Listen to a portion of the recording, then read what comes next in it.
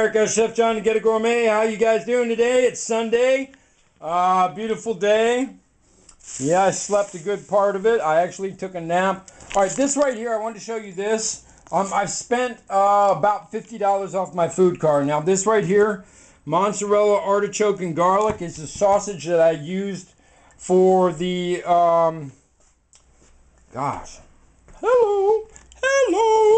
for the last seafood gumbo. Now we're going to do a chicken gumbo this month.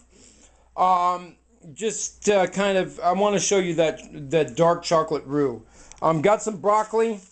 I got a little bit of summer squash. I got one of the honey Dijon things that I like, mild cheddar, prosciutto ham, full loaf of bread. I actually bought a pizza. A full bag of the 2025 shrimp, and if you want those, there's only a few bags left at Grocery Card in Springfield. Also got, I ran out of milk. I ran out of half and half. I got heavy cream. Normally I don't run out, but last month I gave a lot of stuff away. Also, I got a bag of sugar. And, Baker's chocolate on sale, $1.99 instead of $4 at Grocery Cart. So that's another good item to get. And also, $1.50 for pure vanilla extract. So I got 3 bottles and a little almond extract for a special almond sugar cookie I do. And that's pretty much it. I just want to make a short influx, outflux. I think I'm having pizza tonight. Thinking about going for a little jog, like after my nap. You know what I mean? And America, it's Sunday. I hope you guys got your barbecues fired up somewhere. Maybe you're watching NASCAR.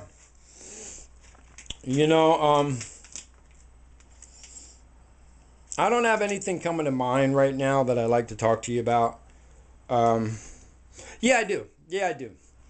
Okay, so we're talking about this food revolution that's going on in Eugene, and a lot of it is from the farmers. And it's because of the beautiful food that the farmers are bringing in. Now, I talked about this in the apple concept, right?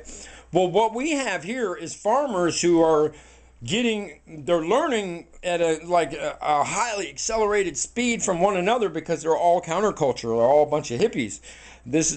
Some of them may be second generation into these small farms. Well, these small farms provide the food for all the local restaurants. That's how it works, And a lot of the restaurants have the farm, and I was talking to this one lady, and she held a farm, and she was a friend of mine at Lane Community College, and she had these special pellets made for chickens. And so the pellets had molasses in them, had all these vitamins in them. They made their special feed for the chickens. And the egg, man, you take the egg and you crack the egg, she said, and put it down, and you could take a toothpick and put it into the yolk, and it would stand straight up. There was that much fat and good stuff in that egg.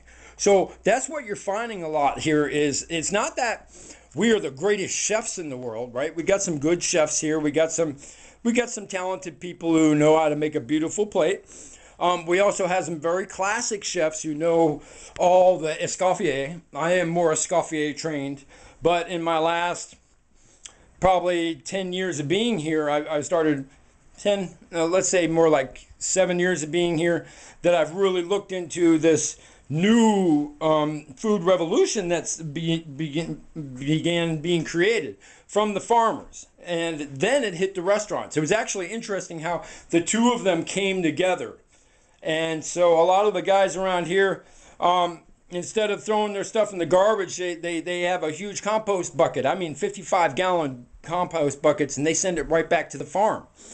Well, it's just it's a work in unison, and so hooray for Eugene. And on that note, I'm going to start doing a few things that are going to be like, wow, did he just bust out with a $40 plate and it only cost $6 or $7 or $8 or something like that? I'm going to start busting out some plates that are going to make you go, wow.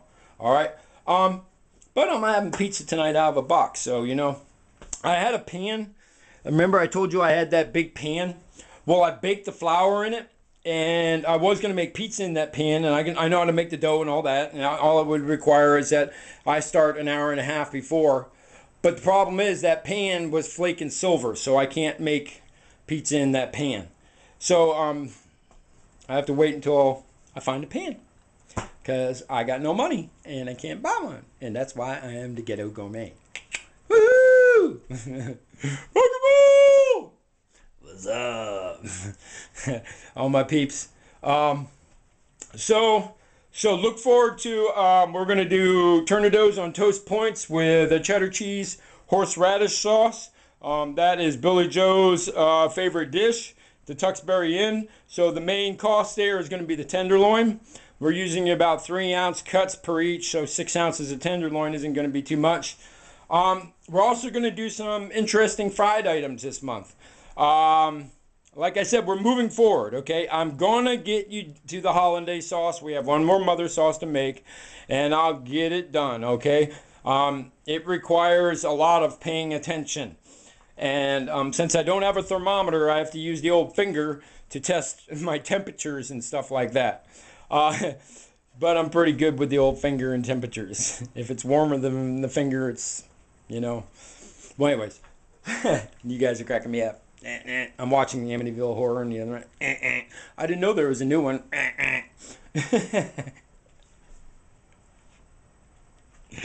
Oh my gosh. Yes. So, America, Chef John, the Ghetto Gourmet. So if you want the 2125s, go hit up Baker's, the grocery outlet in Springfield. I was talking to the owners today, or the other day, and told them a pretty cool story, and they liked it, you know, because I've been using all their product. And so, Food Revolution coming up. Oh yeah, me and my homeboys are gonna write a book. So I told you I'm linked up with all these chefs, right? Now we're also Facebooked up, and we became the food police. We became the guys who, you know, if you're messing around on LinkedIn and coming in left, we're going to come at you right. We're going to come at you from probably 3 or 4 different ways, you know. And a lot of people will turn around and realize that, hey, you can't come into LinkedIn and play games, because we'll shoot you down. And we'll shoot you down quick, because we know our business. And we also know the ethics of our business. So we're about to write a book that's going to be the next step in the culinary venture. We're changing the whole game. All right. We're going to bring the ethics back to it. We're going to bring the true skill back to it. This is going to be the template for every student who wants to be a true culinarian. It's going to be the template for the entire industry. Why? Because we're right, man. And we're all about good service, good food, quality ingredients, and not being a slack ass and not breaking things up. And we do this because we love this, all right? That's it. You know, how much you got to love food to not only participate in LinkedIn groups on a constant level when you ain't got no job and you ain't looking for one, right? And to gather together in Facebook because you got tired of the spammers, right? I mean, it's a story. It's a real story. And then all of us moving forward into, one of us has got his own Polish cooking show. Another one, I mean, we're all over the country, all right? He's in Chi-Town. I got another homie. He's up in Boston. Mike's in Chi-Town. We got Nick down in Arizona. Whoa! And we also got Brent in Vegas. And, I think these are, the 5 names that we're going to be bringing about to land this thing. And I want you to look for it, man, because we're going to change the name of the game, all right?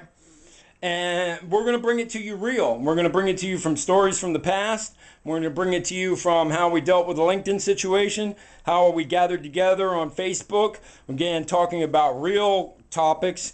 And then we go back to LinkedIn and finish the conversations in the sense that we drive them to a place that they need to be. Sometimes we get a little off subject in the LinkedIn conversations, but that's where you usually get the really good stuff. Now, if you are a student and you're a culinarian or you're a chef or you're within this profession and you're not on LinkedIn checking these conversations out, right? Or you haven't formed your own group like we did, You know what I mean? Because the spammers are beating things up on LinkedIn. They're just, these recruiters make up to $100,000 to $400,000 a year. So I heard in Forbes magazine. So it's like, man, chefs don't make that kind of money. Not near that kind of money. I mean, after 20 years, maybe you can make 60 to 80 G's working as an executive chef or running your own place or being, a TV chef or something like that. But we're talking time in, all right? Culinary arts is not like you can go to college for 4 years and go out and get a job paying 40 grand. It's not. Culinary arts is one of the oldest professions in the world, and it requires an apprenticeship. And if you think about how much food there is, not just in this country, but all over the world and all the different cuisines, wow, man. I was talking to somebody about master chefs, and Chef Bandula of Baltimore International College is the only true master chef that I've ever met. And, there's probably a couple hundred across the world, the true master chef. But that's somebody who's been in the business since they was probably in their teens, working in their parents' restaurant, went through 4 years of college, went into the industry, has been all over the place, came back to the college as an instructor, worked as an instructor for a while, and then having all this knowledge stacked up in their head, went out and took their master chef exam. It's here in this country, and it's also across the world in different levels.